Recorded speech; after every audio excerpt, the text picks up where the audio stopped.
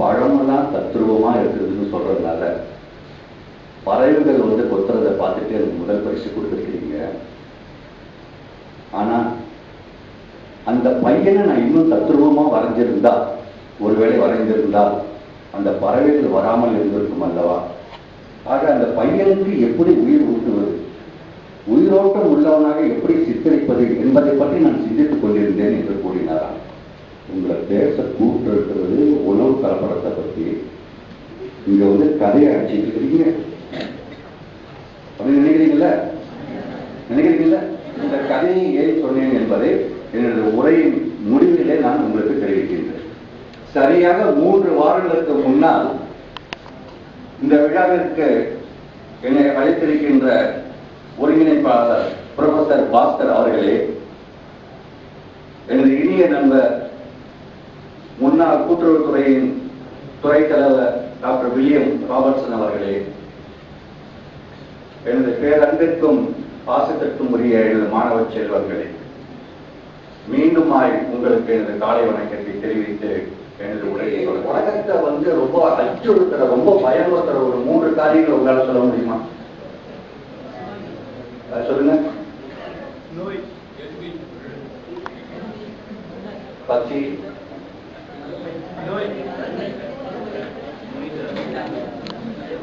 சரி நானே சொல்லிடுறேன்.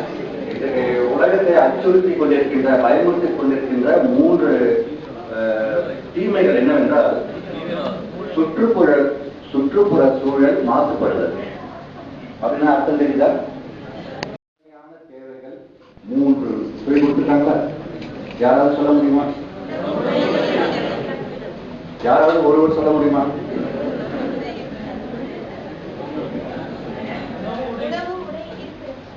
நன்றி. அவங்களுக்கு ஒரு தரவணை கொடுக்கலாம்.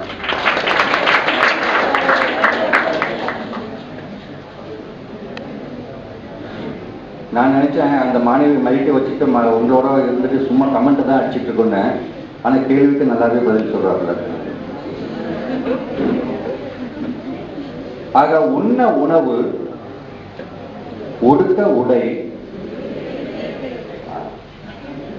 இப்ப சொல்லுவீங்க.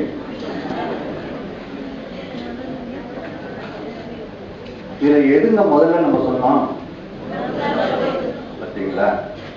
ட்ரெஸ்ஸும் பின்னாடி போயிடுச்சு, வீடும் பின்னாடி போயிடுச்சு. எது முன்னாடி நிக்குது?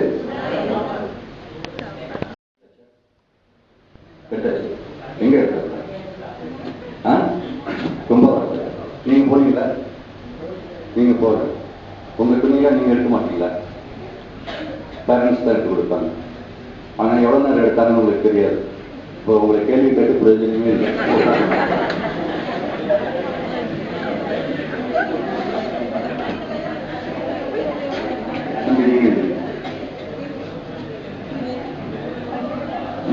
தீபாவளிக்கு பொங்கலுக்கு எல்லாம் புது ட்ரெஸ் எடுக்கிற பழக்கத்தை தீபாவளிக்கு நீங்க எடுத்தீங்களா ட்ரெஸ்? எந்த ஊர்ல எடுத்தீங்க? கடந்த தீபாவளிக்கு எந்த ஊர்ல எடுத்தீங்க? காரைக்கால் எடுத்தீங்க. சேகர் டெக்ஸ்டைல். எவ்வளவு நேரம் எடுத்துக்கீங்க? துணி எடுக்கிறதுக்கு எவ்வளவு நேரம் எடுத்துக்கீங்க? 1/2 hour எடுத்தீங்க. 1/2 hour எடுத்தது ஒரு பேண்டா ஒரு சட்டையா? ஒரு பேண்ட் விசாரிக்கிறோம், இந்த கடையா அந்த கடையான்னு பார்க்குறோம், ரேட்டை பார்க்குறோம், குவாலிட்டியை பார்க்குறோம், இவ்வளவோ பார்த்து துணி வாங்குறோம். அதே மாதிரி வீட்டுன்னு சொன்னேன். நம்ம இருக்க போகிற வீடோ, ஹாஸ்டலோ, காலேஜோ, வாடகை வீடோ, சொந்த வீடோ, எல்லா வசதிகளும் இருக்கான்னு சொல்லிட்டு 1008 கேள்விகள் கட்டி எல்லாம் பண்ணுறோம். ஆனால் இந்த சாப்பாட்டு விஷயத்தில் மட்டும் கிடைச்சா போதுன்னு தானே ஆகிறோம். நம்ம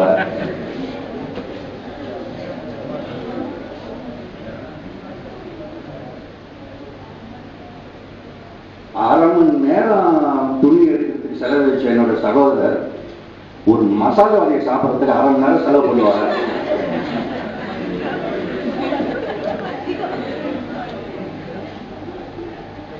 நம்ம அதை கவனம் செலுத்துறதே கிடையாது. கிடைச்சா போதுங்கிற போக்கில் இருந்துட்டு இருக்கோம். அது சுகாதாரமாக தயாரிக்கப்பட்டதா, சுத்தமாக தயாரிக்கப்பட்டதா, அதில் கலப்படம் உள்ளதா? கலப்படம் இருக்குன்னு அந்த கலப்படம் பற்றி அறிவு நம்மளுக்கு முன்னாடி இருக்குதா?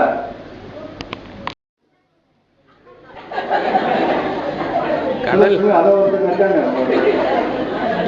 சொல்லுங்க சொல்லுங்க. வட்டலப்பூ. வட்டலப்பூ. நன்றி நன்றிப்பா. உட்காருங்க உட்காருங்க உட்காருங்க.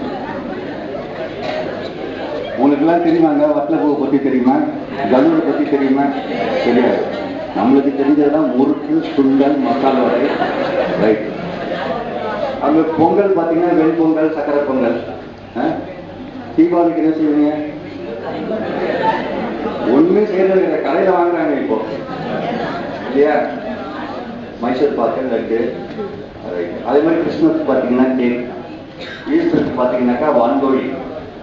இப்படியாக ஒவ்வொரு விழாக்களுக்கு பார்த்தாக்க அதில் வந்து ஒரு தெய்வீக உணர்வுடன் அந்த உணவு வந்து விருந்தினர்களுக்கும் வீட்டில் உள்ளவர்களுக்கும் நண்பர்களுக்கும் கொடுத்து சட்டங்கள் வந்து இன்னைக்கு நேற்று வந்திருக்கிறது. உலகம் தோன்றுனதையே சட்டங்கிறத வந்துச்சு. கடவுள் என்ன சட்டத்தை கொடுத்தாரு அவங்களுக்கு? வெரி குட், மிக்க நன்றி. ஒரு மரத்தினுடைய கனியை நீ சாப்பிடக்கூடாது என்று கடவுள் கட்டளை இடுகின்றார். இப்ப இன்னைக்கு நம்ம டிராபிக் ரோட்ல போயிட்டு சொன்னோம்னாக்கா சேப்பு வழக்கு எரியுது, மஞ்சள் வழக்கு எரியுது, பச்சை வழக்கு எரியுது. சேப்பு எரிஞ்சா நம்ம நிக்கணும், மஞ்சள் எரிஞ்சா தயாராகணும், பச்சை எரிஞ்சாதான் போகணும். இடது பக்கமாக தான் போகணும், வலது பக்கம் போகக்கூடாது நம்ம நாட்டில். இப்படி சில சட்டத்திட்டங்கள் இருக்கிறதுனாலதான் ஆக்சிடென்ட் நடக்காம இருக்குது, விபத்துகள் நடக்காம இருக்குது. இந்த சட்டம் இல்லை என்றால் என்னாகும்? விபத்துகள் நடக்கும். ஆக உணவுகளை கலப்படம் செய்யறப்ப அதுக்குன்னு ஒரு சட்டம் ஏற்றிருக்காங்க. இந்த சட்டம் இல்லை என்றால் என்ன ஆகும்? விபத்துக்கள் ஏற்படும். சொல்லுங்க.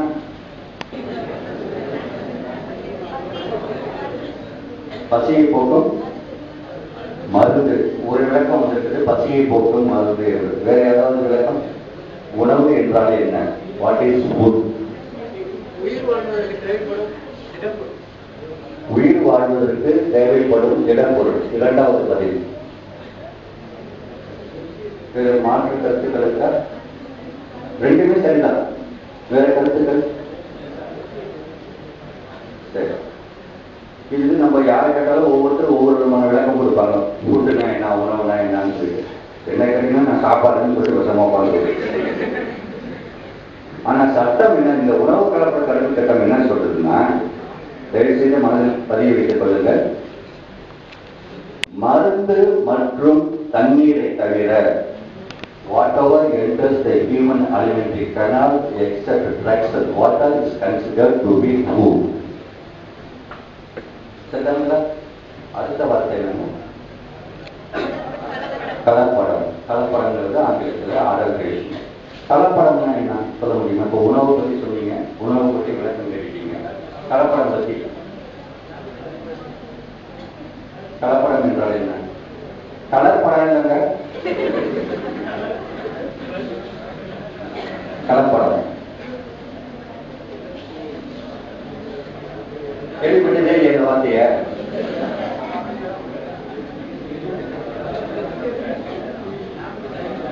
சொல்லாம யாராச்சும் எழுச்சி சொல்லாம கலப்படம் என்றாலே கலப்படம். அது நம்ம சகோதரர்கள் சொல்றப்ப நான் சொன்னது, அந்த பால்ல தண்ணி கலந்து போய் ஒருத்தர் போய் பால் வாங்குறாருன்னு சொன்னாக்கா பால் என்னவா இருக்கணும்? பாலா இல்லைனாக்க அது கலப்படம். அவ்வளவுதான். அது தண்ணி கலந்துருக்கிறியா, நீங்க என்ன கலந்துருக்க, அதெல்லாம் கேள்வியே கிடையாது. இந்த விளக்கம் உங்களுக்கு புரியுதுங்களா? அடுத்த விளக்கம் என்ன சொல்றாங்கன்னா, if the article contains any other substance which affects, or if the article is so processed as to affect injuriously the nature, substance or quality thereof. அடுத்த விளக்கம் என்னவென்றால், மிளகு விளைந்த பப்பாளி. புரியுதுங்களா? இந்த இரண்டாம் விளக்கம் புரியுதுங்களா? மூன்றாவதாக, if any inferior or cheaper substance has been substituted wholly or in part of the article as to affect injuriously the nature, substance or quality thereof. டீத்தூள் வச்சுங்க. டீத்தூள்ல உபயோக டீத்தூள் அதை கொஞ்சம் சாயம் கலந்து கொண்டு விட்டாங்கன்னாக்கா அதுவும் கலப்படம். ஏன்? இந்த மூன்றாவது கூற்றின்படி இன்பீரியர் ஆர் சீப்பர், தரம் குறைந்த அல்லது மிகவும் மலிவான பொருட்களை சேர்த்து விற்பனை செய்தாலும் அது கலப்படம். நான்காவதாக, If any constituent of the article has been wholly or in part abstracted, பாலை நம்ம வீட்டு அம்மா என்ன செய்வாங்கன்னாக்கா வாங்கிட்டு போனதோட ஒரு ஃப்ரிட்ஜில் வைக்கிறாங்க இல்லை வைக்கலையோ முதல் வேலையை அவங்க செய்து அடுப்பில் வச்சு பாலை காய்ச்சுவாங்க. பாலை காய்ச்சினப்போ பால் பொரிச்சது என்ன ஆகும்? பொங்கும். எது பொங்கும்? பால் பொங்குது. பால் பொங்கி மேலே என்ன வரும்? நுர வரும். உடனே இந்த அம்மா என்ன செய்வாங்க? தண்ணியை எடுத்து தெளிப்பாங்க. பாலில் இருக்கிறது தண்ணி, பாலும் தண்ணியும் நண்பேண்டா மாதிரி நட்புல இருக்கிறாங்க. ரெண்டு பேரும் இரண்டாவது கலந்து இருக்கிறாங்க பாலும் தண்ணியும். அது கொதிக்க வைக்கிறப்ப என்ன ஆகுதுனாக்கா தண்ணி மட்டும் மேல வருது. அப்ப பாலை விட்டுட்டு தண்ணி வந்து அந்த அம்மாவுக்கு வந்து அந்த நட்பை பிரிக்கிறதுக்கு மனசு இல்லாம நினைக்கிறேன். திருப்பி தண்ணியை பிரிச்சு நீங்க ரெண்டு பேரும் ஒன்னாவே இது எதுக்கு உங்களுக்கு சொல்றேன்னா உங்களுக்கு ஞாபகம் இருக்கணும். பால் தண்ணி ரெண்டு பிரிக்கவே முடியாது. பால்லே தண்ணி இருக்கு. கலப்படத்தை தவிர்த்து ஒரு பொருள் இருக்கு. அது பேப்பர் நீங்க அப்புறம் படிச்சுக்கலாம். பேப்பர் அப்புறம் படிச்சுக்கலாம். மிஸ்பிராண்டட்னாக்கா என்னன்னாக்கா ஸ்விஸ் சாக்லேட் வாங்க. சுவிட்சர்லாந்துல இருந்து வர சாக்லேட்டுக்கு ஸ்விஸ் சாக்லேட் ஃபேமஸ். அசாம் டீம்பாங்க.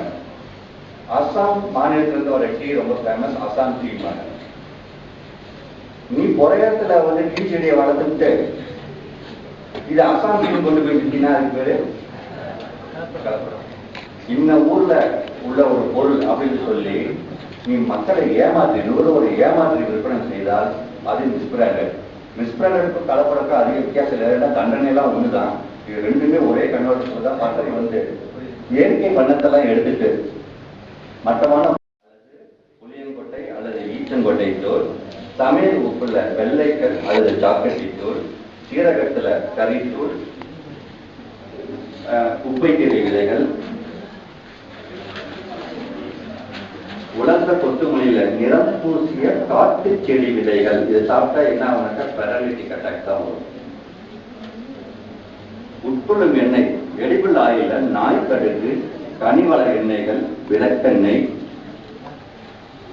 அடுத்து நெய் அல்லது வனஸ்பதியில மசித்த உருளைக்கிழங்கு, வள்ளிக்கிழங்கு, பெருக்கிழங்கு வகைகள், கோவா, கோவா அல்லது பால் கோவா.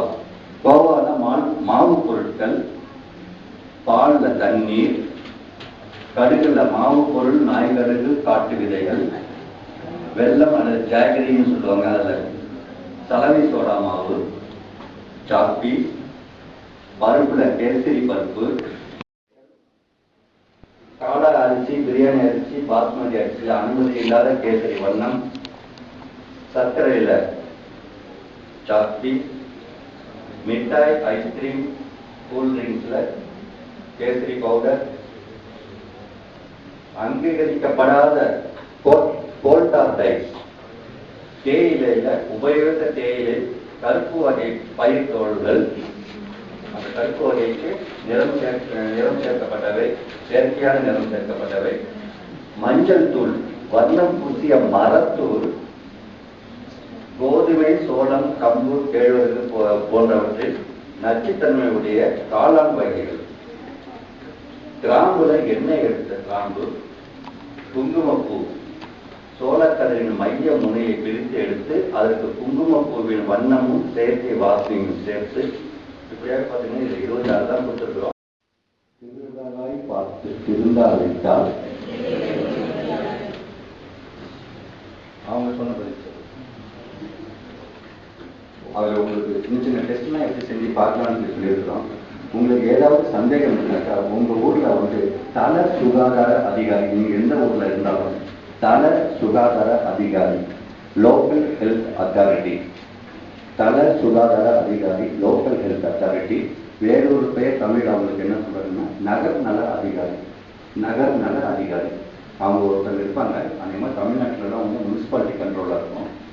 அவர்களையோ உணவு ஆய்வாளரையோ நீங்க அணுகி கலப்படம் செய்வதாகவோ மிஸ்பிராண்டட் செய்வதாகவோ உங்களுக்கு சந்தேகம் இருப்பின் அவர்களிடம் நீங்கள் புகாரை அளிக்கலாம். அவர்கள் தக்க நடவடிக்கை எடுப்பார்கள். யார் எடுப்பாங்க? நகர் நல அதிகாரி அல்லது இங்க இருக்கிறது புரிஞ்சுங்களா? கலவை தான். இது வந்து அதிக அளவுல கலப்படம் செஞ்சிருந்தாக்கா, அதிக அளவுல கலப்படம் செஞ்சிருந்தா மரத்தூள் இந்த இதெல்லாம் சேர்க்கக்கூடாத வண்ணங்கள் சேர்த்துனாக்கா நீங்க போட்ட உடனே தண்ணி கலந்து மாதிரி மாறிடும். நீங்க டீ கடையில போறப்ப அவங்கள்ட்ட டீ கடை கரெக்ட் எதுவுமே சொல்லாம கொஞ்சோண்டு ஒரு ஒரு நான் எடுத்த அளவுக்கு டீ கொஞ்சம் கொடுங்கன்னு சொல்லிட்டு அவர்கிட்டயே பச்சை தண்ணி கொஞ்சம் கொடுங்கன்னு கேட்டு வாங்கி நீங்களே போட்டு பார்த்துட்டு முடிவு பண்ணிக்கலாம். அந்த கடையில நல்ல டீ விற்குதா, நல்ல டீ விற்கலையா, நம்ம வயிற்றுக்கு நல்லதா, நல்லது இல்லையா, ஓகேங்களா?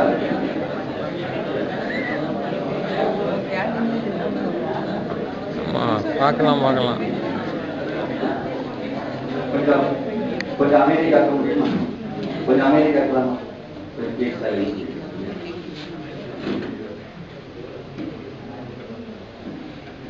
அன்பிற்குரியவர்களே, ஆரம்பத்திலே கூறி எனது உரைக்கு திரையிட்டு நிறையிட்டு வரையிட்டு உரையிட்டு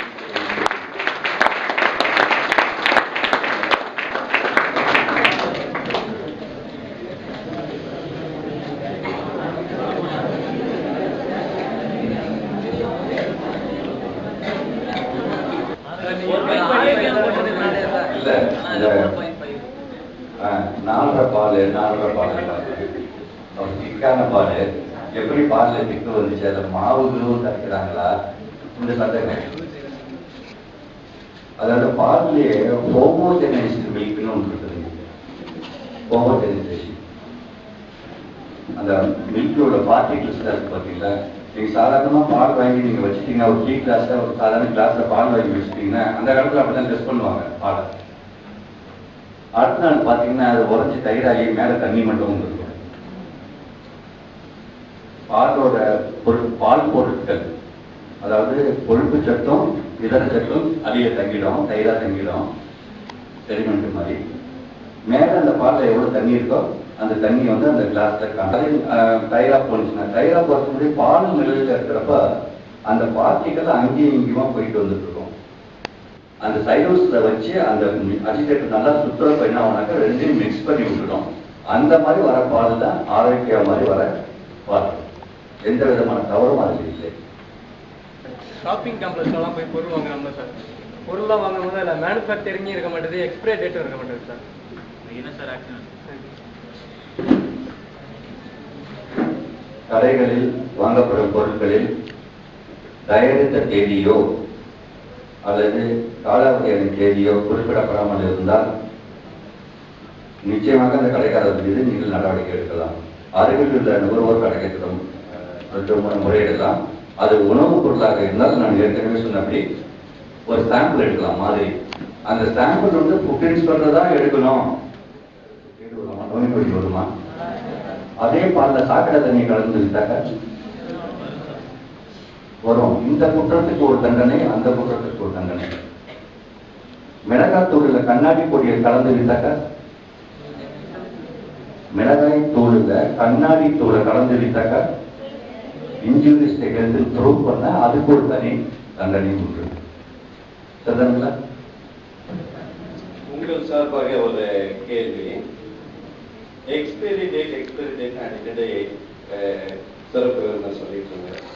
ஆனா நான் பொருள் வாங்கிட்டு வரும்போது பெஸ்ட் பிஃபோர் யூஸ் அப்படின்னு சில இதில் இருக்கு. அதுக்கு எந்த பொருளையும் விற்கவும் கூடாது, தயாரிக்கவும் கூடாது, ஸ்டாக் பண்ணி வைக்கக்கூடாது, ஸ்டோர் பண்ணி வைக்கக்கூடாது, டிஸ்ட்ரிபியூட் பண்ணக்கூடாது, எதுவுமே செய்யக்கூடாது, இம்போர்ட் பண்ணக்கூடாது, எக்ஸ்போர்ட் பண்ணக்கூடாது. அது வந்து கேட்டரிங் எஸ்டாப்ளிஷ்மெண்ட் ஆக்ட்ல தான் டிஸ்பிளே பண்ண சொல்றாங்க. கிளீன் ஆக்ட்ல பண்ண சொல்றதில்லை. கண்டிப்பா வேணும், கண்டிப்பா வேணும். டீ கடையும் கண்டிப்பா வேணும்.